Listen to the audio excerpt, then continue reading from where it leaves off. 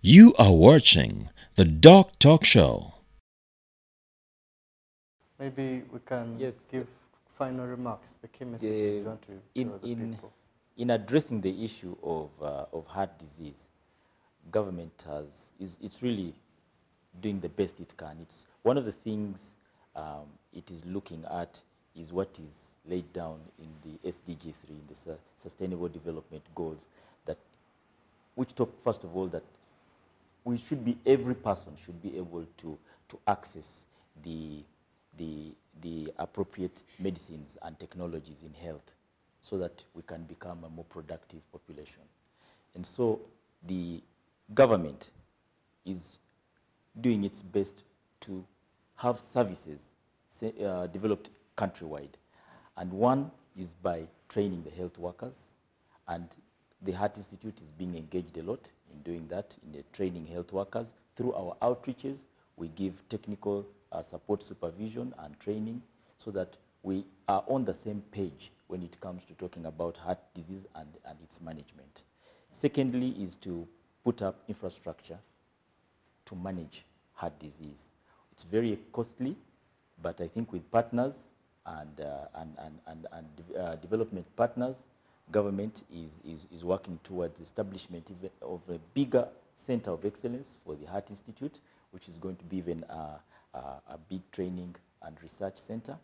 And we are right now also drawing up plans of how we can develop satellite centers within the regional referral hospitals so that with time, you will not need to have heart surgery from Uganda Heart Institute in Kampala. You should be able to have heart surgery in Fort Portal, in Mbale, in Gulu, and only those very, very complex heart surgeries probably will be the ones coming to Kampala. So this is the long-term vision, but it's already in place.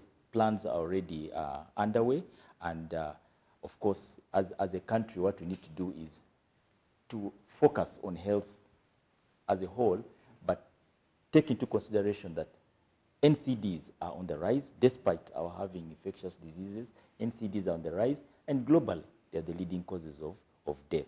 So to be able also to achieve this, government has put legislation which can support the process. For example, we've now got an act that establishes the Heart Institute. By making the Heart Institute autonomous, enables government to focus resources on the development of these services for heart diseases. Okay, so it's a very positive feature for Ugandans and in the fight against non-communicable diseases, including the heart disease. Once again, the message is prevention is always better than cure. Do not wait until your heart starts failing because of an illness that went undetected. Commonly, it is high blood pressure, but sometimes it can be conditions such as being overweight or excessive drinking or smoking that could damage your heart. So watch out for these risk factors. Go get checked in a hospital, and as soon as you identify to have a heart problem, you'll be effectively managed or referred to the appropriate doctors for further treatments. You are watching the DocTalk show.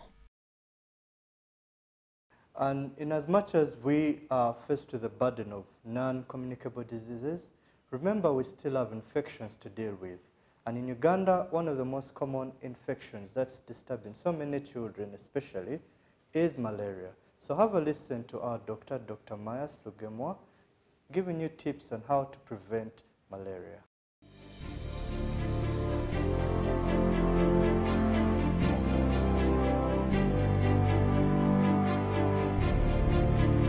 Well, I think we are very lucky, given the fact that actually malaria, for example, in Uganda, the statistics have been gruesome.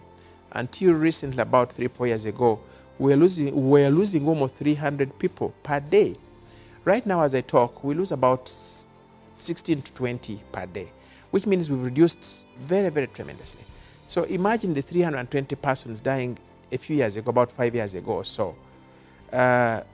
Out of those, the children and pregnant women were mainly the most vulnerable people.